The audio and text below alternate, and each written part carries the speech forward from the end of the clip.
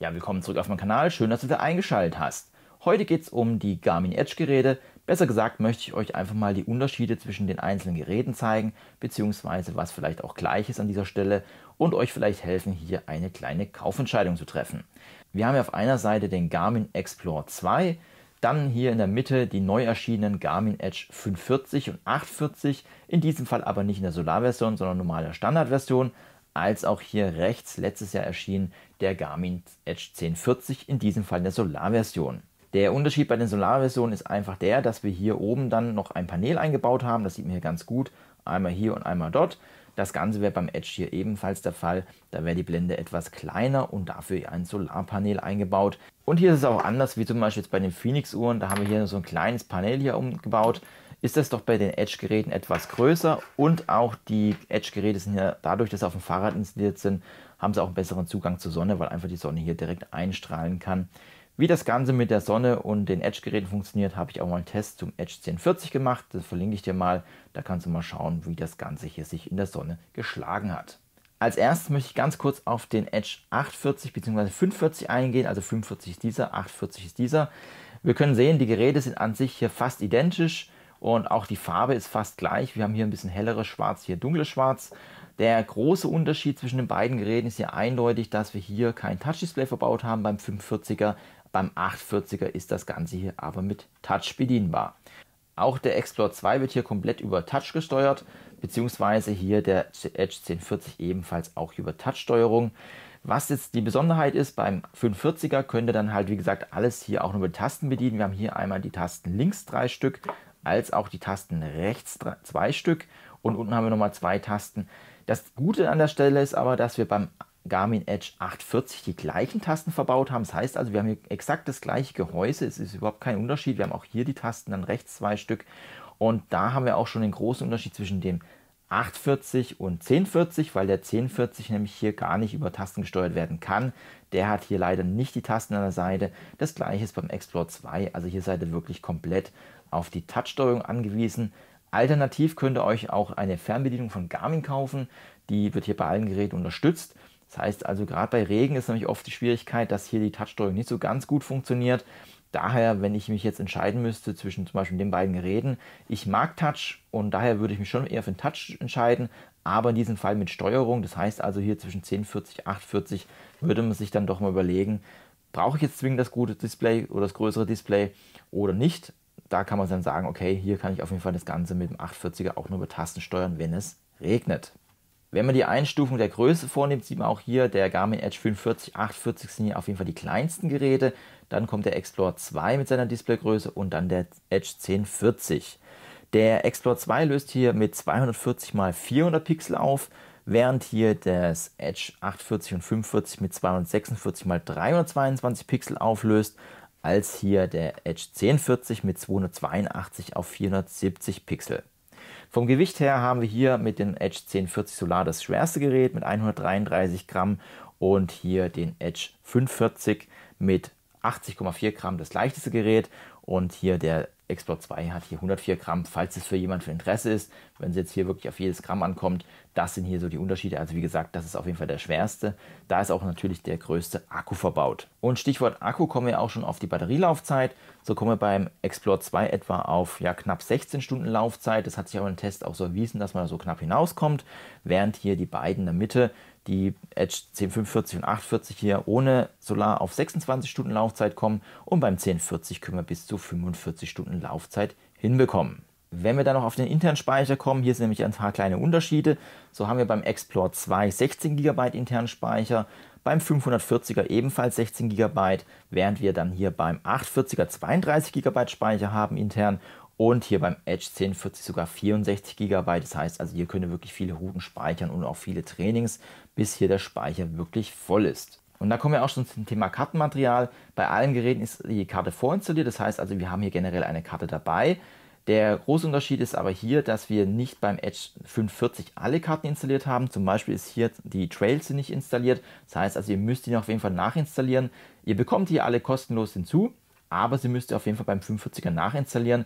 Die sind hier beim 840er schon dabei, beziehungsweise beim 1040er und die Trail-Navigation bzw. die Trails sind hier beim Explore 2 nicht dabei. Und dann möchte ich noch die zwei weiteren Unterschiede eingehen, die hier auf dem 540er fehlen, die wir aber auf allen anderen Geräten haben. Und zwar habt ihr die Option, hier eine Positionssuche auf dem Gerät durchzuführen. Das ist mit dem 540er nicht möglich.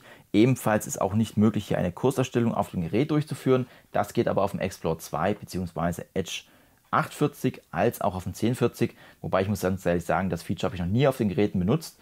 Das mache ich meistens dann über die App, weil ihr habt ja auch die Option dann hier über Garmin Connect zum Beispiel Routen zu planen. Ich habe dazu mal ein Tutorial gemacht, das verlinke ich euch mal. Da könnt ihr euch das Ganze mal anschauen. Und wir können auch ganz gut sehen, ich bitte übrigens zu entschuldigen, dass das Ganze jetzt hier auf Englisch steht, sehen wir auch hier, dass wir zum Beispiel Favoriten und kürzlich gefunden hier nicht in der Menüleiste haben. Das sehen wir hier, ist dabei, aber hier beim 540er ist das Ganze dann hier nicht enthalten. Ansonsten haben wir außer den genannten Gründen, wie gesagt, Speicher, als natürlich auch noch nicht alle vorinstallierten Karten, wie auch jetzt hier die Kurserstellung und Kurssuche, sind sonst alle Sachen identisch zwischen dem 540er und 840er. Aus Platzgründen werde ich den jetzt mal eben hier dann kurz wegmachen. Wir haben bei allen Geräten auch ein Memory Pixel Display verbaut, aber hier gibt es auch schon ein paar kleine Unterschiede. Wir haben jetzt hier, wenn wir oben an die Einstellung gehen, dann wischen wir einfach jetzt mal hier komplett die Menüs herunter. Und wir können auch sehen, dass die ja halbwegs identisch sind, außer wenn man jetzt eher im falschen Fenster ist. So, dann sehen wir jetzt hier, wir haben hier identische Menüs von dem Aufbau her, Profil, Einstellung, Akkustand bzw. auch GPS. So haben wir hier beim Edge 840 bzw. 540 als auch beim 1040 hier die Möglichkeit, einmal die Helligkeit selber einzustellen, aber die Geräte können das Ganze auch automatisch. Das bedeutet, hier ist ein Sensor verbaut, je nachdem welche Lichteinfall ihr habt, stellen sich die Geräte hier die Hintergrundbeleuchtung automatisch ein. Das kann der Explore 2 an dieser Stelle nicht. Das heißt, ihr müsst hier wirklich manuell immer das Ganze nachjustieren, wie ihr das benötigt. Und so könnt ihr dann auf jeden Fall hier eure Helligkeit einstellen. Wenn wir dann weitersehen, sehen wir auch, dass wir hier alle Sensoren an den Geräten verbinden können. Das heißt also, jedes Gerät unterstützt auch einen Trittfrequenzsensor, einen Leistungssensor beziehungsweise auch einen Geschwindigkeitssensor. Das ist alles kein Problem. Beziehungsweise natürlich dann auch einen Herzfrequenzsensor. Wir können auch sehen, das blinkt hier alles gerade, weil die Sensoren gesucht werden. Und wenn wir dann mal das GPS betrachten, gibt es hier nämlich auch so kleine feine Unterschiede. Gehen wir jetzt einfach mal hier drauf, dann sehen wir jetzt auch hier, bekommen wir hier beste Genauigkeit schon angezeigt. Wenn wir jetzt hier reingehen, haben wir hier beim Explore 2 nur das Multi-GNS. Das heißt also hier werden zwar mehrere Satelliten genutzt, aber es ist nicht das Multiband-GPS. Das haben wir jetzt hier zum Beispiel im Edge 840, 540 als auch beim 1040. Das bedeutet, bei diesen beiden Geräten hier wird auch wirklich die maximale Messung vorgenommen. Das heißt, wenn ihr gerade im Wald unterwegs seid oder auch mal im Gebirge, da bekommt ihr auch wirklich sehr, sehr gute GPS-Werte angezeigt. Der Explore 2 selber bringt auch schon sehr gute Werte zusammen. Das heißt aber jetzt nicht, weil ihr Multi-GNS habt, dass es jetzt hier wirklich schlecht ist. Nein, aber natürlich Multiband hat hier nochmal ein paar Vorteile, wenn es dann wirklich ins schwierige Gelände kommt. Ihr habt aber beim 540er und 840er auch die Möglichkeit, auf ausbalanciert zu gehen. Das heißt also Multi-GNS, so wie es jetzt hier beim Explore 2 ist. Das spart natürlich ein bisschen Akkuleistung, beziehungsweise können dann auch bestes Akkulaufzeit gehen oder automatische Auswahl. Die automatische Auswahl bedeutet einfach, dass das Edge-Gerät selbst entscheidet aufgrund der Satellitenstärke, welches von diesen ganzen genannten oben GPS-Systemen es verwenden soll. Und ja, dadurch habt ihr natürlich hier die Möglichkeit, maximale Akkulaufzeit herauszubekommen. Das haben wir hier jetzt nicht beim Explore 2. Hier habt ihr wirklich nur die Auswahl zwischen ausbalanciert und beste Akkulaufzeit oder ganz auszuschalten. Da seid ihr an dieser Stelle etwas beschränkt. Auch beim Thema Aktivitätsprofilen gibt es hier ein paar Unterschiede. Ihr habt natürlich auch die Möglichkeiten, hier auf den Edge-Geräten mehrere Aktivitätsprofile anzulegen. Dafür gehen wir zum Beispiel einfach in das Menü hinein. Hier sehen wir es auch beim Edge 1040. Einfach rechts auf die 3 Striche und dann gibt es hier Aktivitätsprofile. Und hier können wir schon ganz gut sehen, dass wir hier mehrere Profile haben und auch neue erstellen können.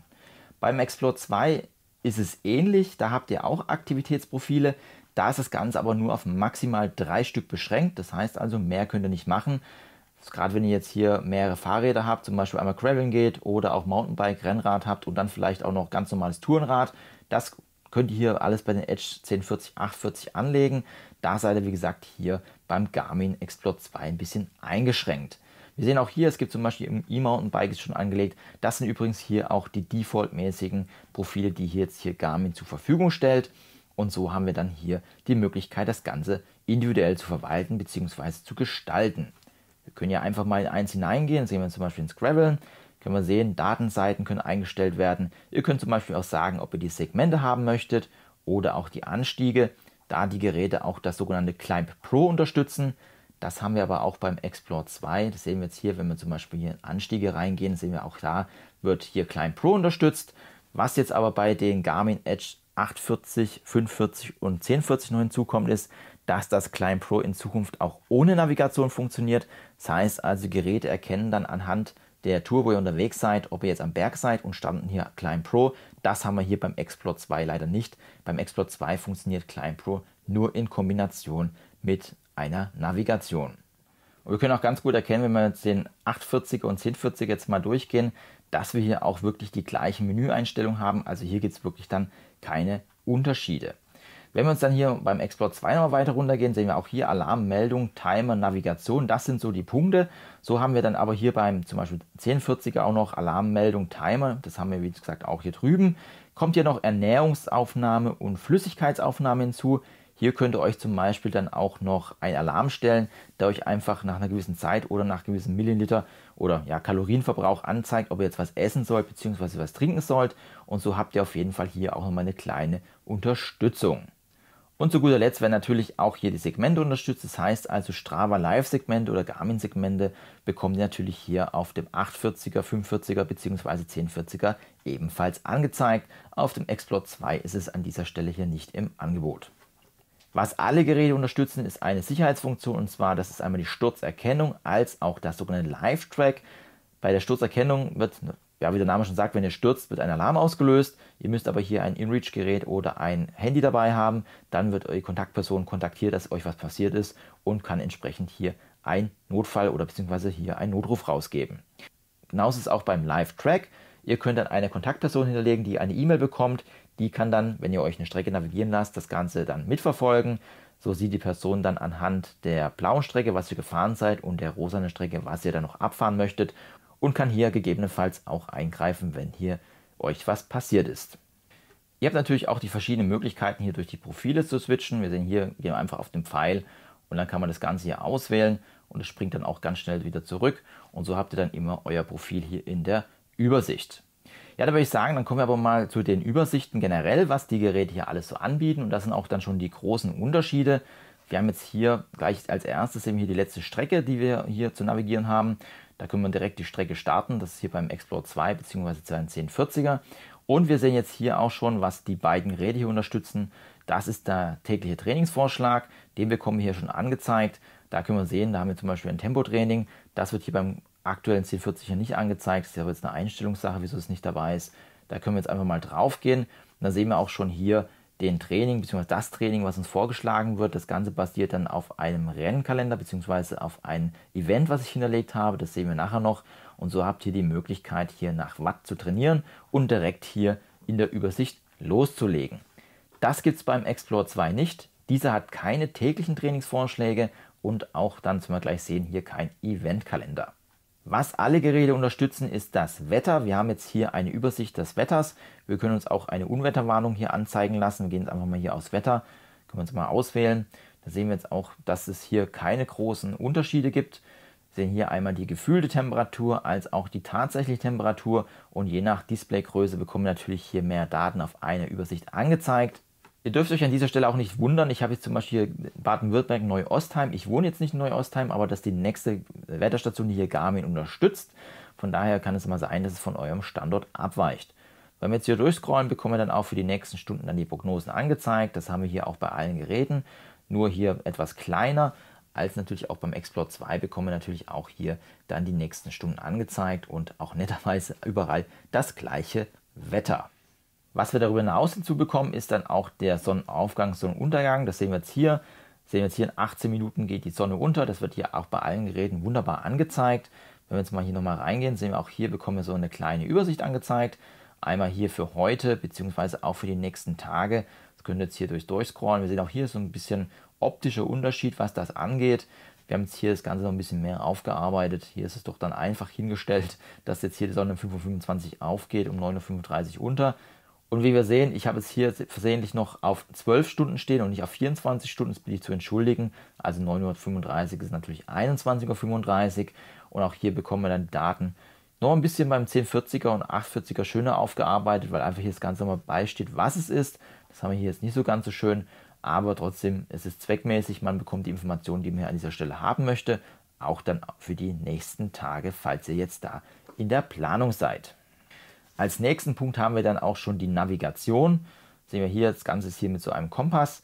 Können wir jetzt auch mal drauf gehen und da werden wir jetzt auch gleich schon ein paar kleine Unterschiede sehen. Ich habe es ja schon ein bisschen genannt.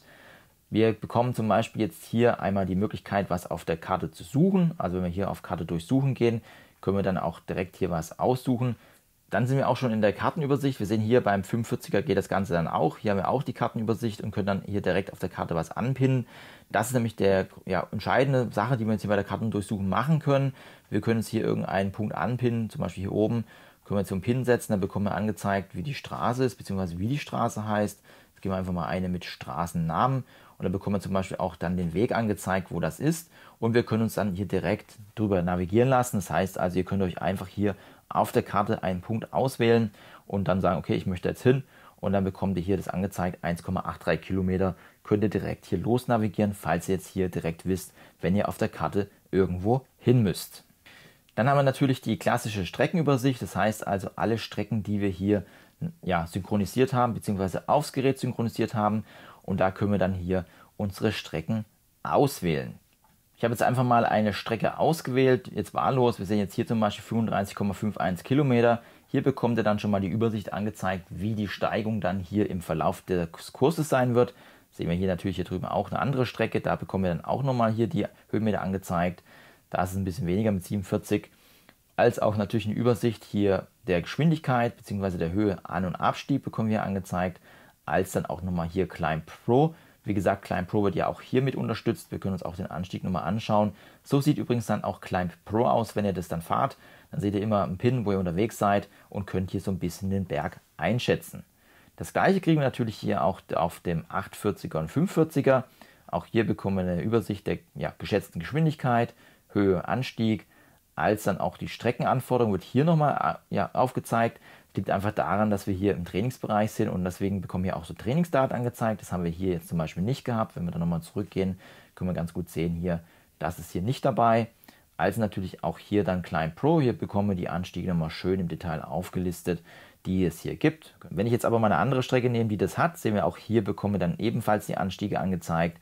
Das funktioniert genauso und wir sehen auch hier oben dann in der Grafik, wenn ihr mal oben reinschaut, da hier oben, wenn ich jetzt hier durchswitche, sehen wir auch dann, wo das Ganze am Berg stattfindet. Das bekommt dann hier auch mal mit angezeigt, wo die Anstiege ermittelt werden.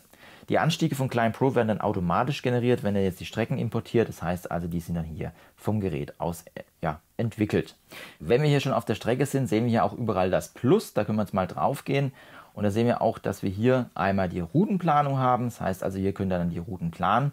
Dieses Plus fehlt hier beim 540er komplett. Das ist ja das, was ich angesprochen habe. Das gibt es hier bei diesem Gerät nicht. Warum es das nicht gibt, das ist die Frage. Vielleicht wegen der Steuerung, weil ich meine, der Explorer 2, der deutlich günstiger ist, bietet das Ganze an, ist für mich ein bisschen unverständlich.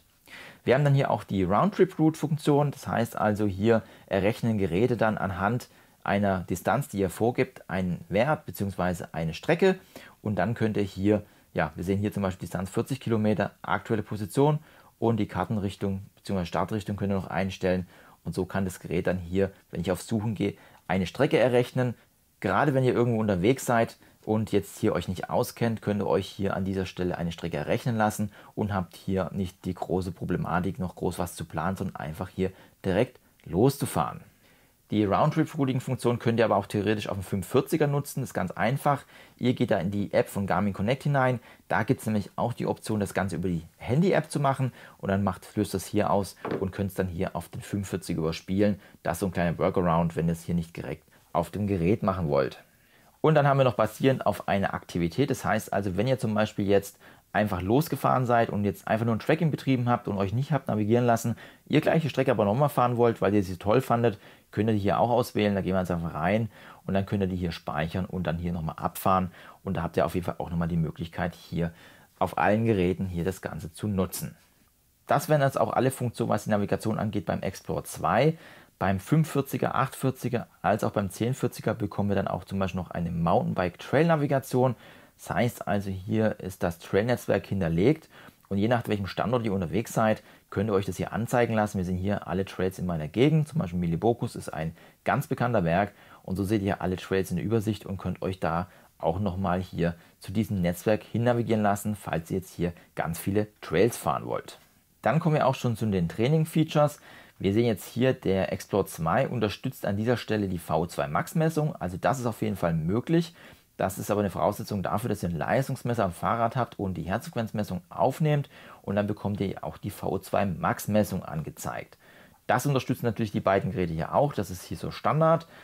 Was wir hier noch darüber hinaus bekommen, ist bei den Edge 1040, 840 und 45, dass wir uns hier auch noch die Trainingszeit anschauen können, beziehungsweise einen Trainingsplan, je nachdem, was ihr dann hier machen möchtet.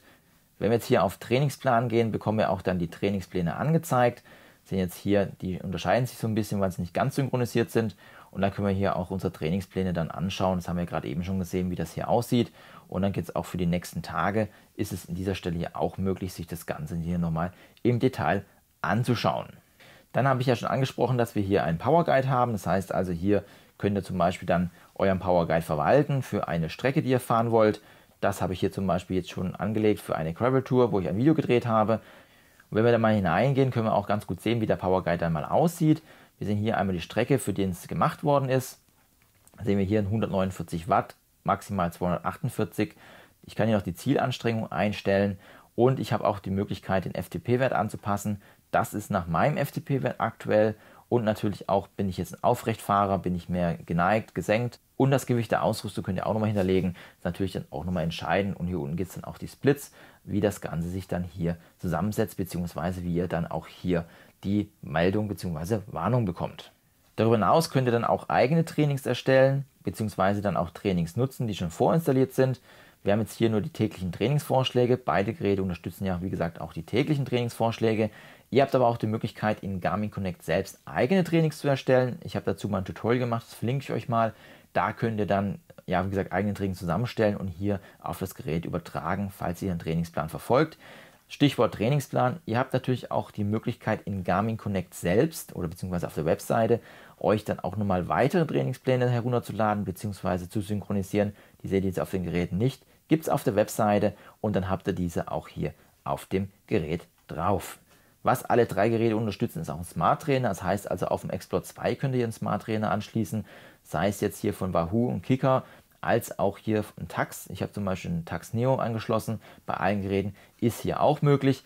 Und als kleinen Schmankel haben wir dann ja noch gegen eigene Aktivität antreten. Das heißt also, wenn ihr jetzt eine Aktivität gemacht habt, könnt ihr die aus dem Tourenprotokoll nehmen oder eine gespeicherte Strecke und euch hier nochmal verbessern bzw. dagegen antreten.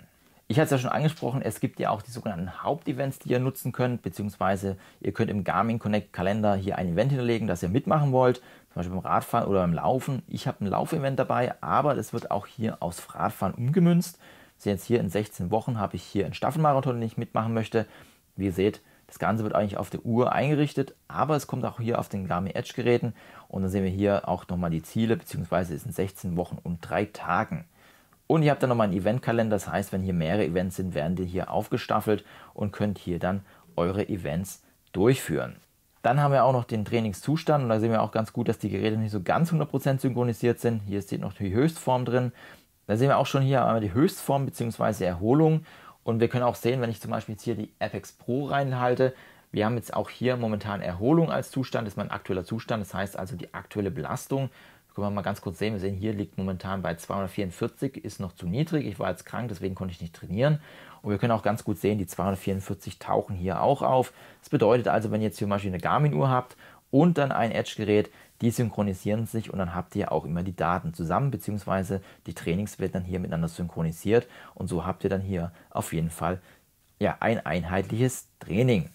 Wenn wir jetzt hier rüber scrollen, dann bekommen wir auch noch weitere Daten angezeigt. Wir sehen hier die VO2 Max, die haben wir jetzt auch schon beim Explore 2, da bekommen wir das Ganze auch angezeigt. Als auch hier nochmal zusätzlich, wenn wir jetzt hier rüber gehen, den Trainingsload. Wie gesagt, das weicht jetzt ein bisschen voneinander ab, weil es nicht ganz synchronisiert ist, aber es ist als Beispiel nicht schlecht zu sehen, wie man das ja, verschieden aussehen könnte. Als natürlich dann auch, wenn wir hier rüber gehen, dann nochmal die Trainingsbelastung der letzten 7 Tage. Sehen wir jetzt hier Freitag das hochaerobe Training. Das waren alles Lauftrainings. Ich habe kein Radtraining gemacht. Das heißt also, hier sind wirklich die Lauftrainings synchronisiert worden. Wenn wir dann weitergehen, sehen wir auch nochmal die Zusammensetzung meiner Trainings. Auch das wird hier mit übernommen. Sehen wir hier, dass es nicht ganz ausgeglichen ist. Im Optimalbereich sollten wir eigentlich hier bei den weißen Strichen sein. Das habe ich hier nicht ganz erreicht. Zu guter Letzt haben wir dann auch noch das Radfahrvermögen, das euch nochmal ein bisschen hier im Detail anzeigt. Wenn wir hier auf Analyse gehen, können wir uns dann nochmal das genauer anschauen, wie sich das Ganze hier zusammensetzt, beziehungsweise was hier dann nochmal in der Analyse genau drin steht. Und zu guter Letzt haben wir dann auch noch die Hitzeakklimatisierung. Wir sind jetzt hier aktuell bei 51%. Das ist auch den Wert, den ich momentan habe. Das könnte bei euch jetzt auch anders aussehen. Das Ganze wird dann immer synchronisiert bzw. ermittelt, wenn wir dann über 20 Grad sind, also über 22 Grad. Dann wird einfach die Hitze mit reingenommen. Das Ganze soll euch einfach zeigen, wie gut ihr euch an die Hitze gewöhnt habt. Das merkt ihr ja selber, wenn es draußen heißer wird und jetzt fahren geht, dass ihr natürlich hier am Anfang das anstrengend wird und mit zunehmender Zeit euch das etwas leichter fällt, weil ihr euch an die Hitze gewöhnt habt. Wenn wir dann weiter im Menü hier runter scrollen, sehen wir auch hier VO2 Max wird uns hier dann nochmal separat angezeigt. Das haben wir ja drüben auch. Als auch dann hier die Leistung bzw. euren FTP-Wert. Der ist bei mir jetzt nicht so überragend. Das heißt also, hier könnte es ein bisschen besser sein. Als auch nochmal die Auflistung, wie sich die Leistung zusammensetzt. Wir sehen jetzt hier, dass wir hier, ich noch ein bisschen trainieren könnte. Ich bin jetzt nicht der Radfahrer vom Herrn. Also da ist auf jeden Fall hier nochmal ein bisschen mehr möglich. Beim Explore 2 haben wir das Ganze nicht. Wir sehen hier, Erholungszeit ist so das nächste, was wir haben. Hier haben wir auch nochmal Belastungsfokus und Trainingsload. Das sind all die Sachen, die wir alle gerade schon angeschaut haben. Radfahrvermögen. Also ihr seht, ihr könnt euch das Ganze dann auch nochmal separat hier in den eigenen Widgets anzeigen lassen, damit ihr das hier direkt in der Übersicht habt. Ich habe es ja schon angesprochen, Erholungszeit unterstützen dann wieder alle Geräte. Das wird dann ermittelt, wenn ihr die Tour gemacht habt. Und wir haben ja auch dann das Fitnessalter, was bei allen ermittelt wird. Wir sehen hier bei mir aktuell 35,5 und es sieht, ist gleich aufgelistet. Ich bin aktuell 40 und durch mein Training bin ich jetzt hier momentan bei 35,5 Jahren. Ich müsste noch ein paar Kilo abnehmen, dann würde ich jetzt auch in bessere Regionen kommen. Da bin ich momentan dran, um das hier etwas zu verbessern. Natürlich unterstützen hier auch alle Geräte dann das sogenannte Protokoll. Hier könnt ihr euch dann nochmal die ganzen Aktivitäten anschauen, die ihr dann gemacht haben. Wir sehen hier alle Touren und wir sehen hier alle Radtouren, die mit drin sind, beziehungsweise alle Aktivitäten. Da sind auch dann die Laufaktivitäten dabei, die ihr machen wollt oder machen könntet. Oder hier gesamt, da bekommt ihr dann wirklich alles nochmal schön aufgelistet. Das gleiche ist natürlich dann auch hier, wenn wir hier in Gesamt reingehen, bekommen wir das auch dann nochmal aufgelistet, wie sich das Ganze zusammensetzt. Und wir sehen hier, mit den Geräten wird nicht immer alles gemacht, je nachdem. Und können wir auch sehen, dass zum Beispiel hier eine E-Mountainbike-Tour gemacht worden ist. Die haben jetzt hier zum Beispiel nicht drauf. Und so habt ihr es hier in einer Übersicht und könnt euch das Ganze dann nochmal genauer anschauen, beziehungsweise dann auch nochmal durchführen, wenn ihr das möchtet. Natürlich unterstützen die Geräte auch alle Benachrichtigungen. Das heißt also, wenn jetzt hier ein WhatsApp reinkommt oder eine andere Nachricht, die wird hier angezeigt. Könnt ihr aber auch abschalten, wenn ihr es haben wollt. Als natürlich auch die Intensitätsminuten. Das heißt also, wie viel Training ihr in der letzten Zeit vollbracht habt. Was für den einen oder anderen vielleicht auch noch interessant sein dürfte, sind auch die Schaltungen bzw. elektronische Schaltungen. Ich persönlich nutze ja von SRAM die ETAP-Schaltung. Es gibt ja von Shimano auch die DY2-Schaltung. Und so ist es so, wenn wir hier unter Sensoren gehen, sehen wir auch hier, dass meine Schaltung hier verbunden ist. Sehen wir hier den Namen bzw. Informationen, die Kettenblätter, die ich hinterlegt habe. Das geht hier auf dem 540er, 840er als auch auf dem 1040er. Der Explore 2 unterstützt an dieser Stelle das Ganze nicht. Das heißt also, solltet ihr eine Shimano DY2-Schaltung haben oder SRAM ETAP, das geht hier auf dem Explore 2 zumindest in der Anzeige nicht. Der Edge 1040 zeigt euch dann hier immer die Gänge an, die ihr gerade habt. Ihr müsst aber dann nochmal die Kettenblätter und die Ritzel dann separat dann konfigurieren, wenn ihr die Schaltung miteinander verbunden habt. Was das Thema Konnektivität angeht, haben wir hier auch noch ein paar kleine Unterschiede. Das ist ja wirklich minimal. Also wenn wir hier reingehen, sehen wir hier haben wir Telefon und WLAN jeweils in der Konnektivität. Und so haben wir hier beim Explore 2 nur das Telefon. Das heißt also, der Explore 2 unterstützt an dieser Stelle hier kein WLAN. Was aber alle Geräte unterstützen, ist hier Bluetooth und ANT+. Das heißt also, hier könnt ihr wirklich dann alles verbinden, was diese beiden Protokolle unterstützen. Was das Thema Navigation an sich angeht, also den Ablauf generell, so haben wir keinerlei Unterschiede bei den Geräten. Das bedeutet also, ihr müsst jetzt auf nichts verzichten, weil ihr den Explore 2 nehmt. Nein, ihr bekommt genauso die Abbiegehinweise angezeigt, ihr bekommt genauso die Karte angezeigt oder auch dann, wenn ihr die Strecke verlasst, ja eine Meldung, dass ihr dann von der Strecke seid, als auch beim 540er, 840er, als auch beim 1040er. Da müsst ihr auf, wie gesagt, auf nichts verzichten. Was natürlich auch interessant ist, sind auch die Datenfelder und die sind natürlich dann je nach Aktivität bzw. je nach Gerät auch ein bisschen anders angeordnet bzw. ja ersichtlich. Wir sehen jetzt hier, ich habe jetzt einfach mal das Garmin Standard gelassen und da können wir auch so ein bisschen schon die Größenunterschiede erkennen, wie das Ganze dann hier aussieht. Das ist beim Edge 840 natürlich hier das kleinste, ist klar. Wenn wir dann rüber scrollen, bekommen wir dann hier auch die Klein Pro Funktion schon mal angezeigt. Und wir sehen jetzt hier die Anstiege 1 bis 2 sind hier zum Beispiel dabei. Das habe ich euch ja vorhin schon gezeigt. Und wenn wir jetzt hier rüber gehen, bekommen wir dann auch nochmal die Geschwindigkeit. Das Klein Pro haben wir jetzt hier nicht angezeigt bekommen, aber das ist dann hier, wie gesagt, auch dabei beim Explore 2. als auch hier die maximale Leistung, beziehungsweise wenn wir jetzt hier rübergehen, sehen wir dann auch hier die verschiedenen Berge. Das kommt dann hier beim Fahren. Ich blende es auch mal gerade so ein bisschen ein, wie das dann hier live im Betrieb immer aussieht. Wir sehen auch hier, die Höhen sind gerade nicht kalibriert. Ihr solltet auf jeden Fall die Höhen kalibrieren. Wir sehen hier 75, 93, 53. Ich habe die Geräte jetzt erst nach langem wieder eingeschaltet. Die brauchen eine Zeit, beziehungsweise ihr könnt es natürlich dann auch nochmal hier nachkalibrieren. Und dann gibt es hier natürlich dann auch die Karte. Wobei man muss ja sagen, ich bin jetzt gerade im Keller, deswegen ist es hier ein bisschen schwierig. Kartenübersicht haben wir gerade schon gesehen. Wir sehen auch hier schon den Streckenverlauf, wie das Ganze funktioniert. Könnt euch dann hier mit dem Handmodus das Ganze nochmal genauer anschauen. Und dann seht ihr hier auch nochmal auf jeden Fall, wo ihr hier unterwegs seid. Auch hier mit dem Handmodus könnt ihr dann jeweils hier auf der Karte herumscrollen. Ihr habt darüber hinaus natürlich auch die Option, hier unten Datenfelder anzeigen zu lassen. Das geht natürlich bei den Geräten auch, je nachdem, wie ihr das natürlich dann für euch individuell haben möchtet.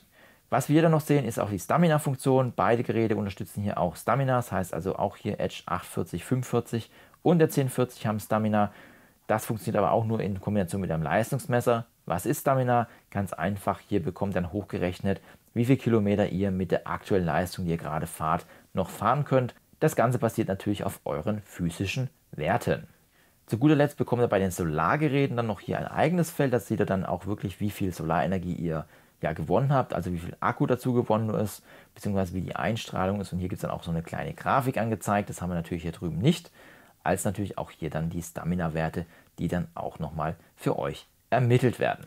Insgesamt kann man sagen, wenn ihr jetzt nur reine Navigation machen möchtet und gar nichts anderes, heißt also wirklich nur was erkunden wollt, das sagt eigentlich schon der Name hier, Explore, also erkundet was, oder ja, erkundet, dann ist auf jeden Fall der Explore 2 eure erste Wahl. Das ist nämlich von Preis-Leistung her wirklich das beste Gerät, was wir hier haben. Die Akkulaufzeit ist zwar die schlechteste von allen, aber mit 16 Stunden ist sie trotzdem ordentlich. Und das ist natürlich immer die Frage, wie lange fährst du dann wirklich Fahrrad oder wie lange fährst du Rad oder machst du mehrere Tagestouren. Da wird es natürlich schon ein bisschen schwieriger. Aber ich würde generell für reine Navigation den Explore 2 immer empfehlen, bevor ich jetzt zu den anderen Geräten empfehle, weil das einfach wirklich sagt, vom Preis-Leistungs-Verhältnis dann doch das beste Gerät ist als Navigationsgerät. Wenn du natürlich jetzt hier mehr ins Training gehen willst, das haben wir jetzt auch gerade schon gesehen, und ein bisschen mehr an Funktionen haben möchtest, dann ist natürlich hier die Wahl zwischen dem 840er, 540er als auch den 1040er. Hier ist natürlich dann die Frage, mag ich lieber Tastensteuerung oder möchte ich auch Touchsteuerung haben? Ich meine, es ist auch ein preislicher Unterschied von knapp 100 € zwischen den beiden Geräten. Da muss man einfach schauen, was passt einem zu einem besser. Ich persönlich bevorzuge halt auch die Tasten, die wir hier nutzen können, da wenn es mal regnet, einfach hier zu Problemen kommen kann bei der Steuerung.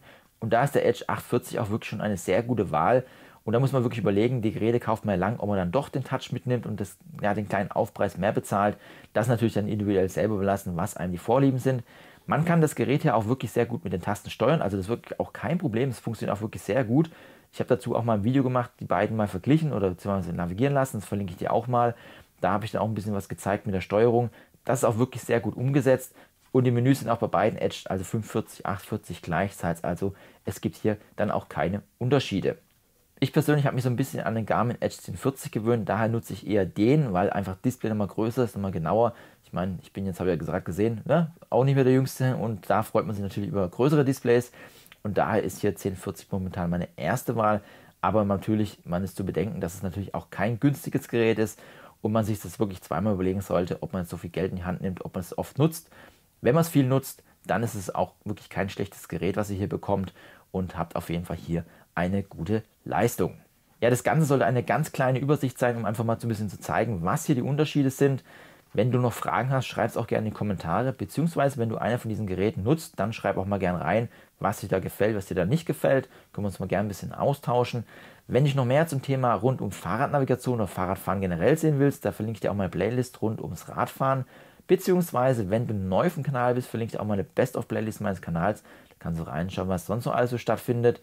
Natürlich würde ich mich auch freuen, wenn du einen Daumen hoch lässt. Ansonsten bedanke ich mich für deine Zeit. Tschüss, bis zum nächsten Mal.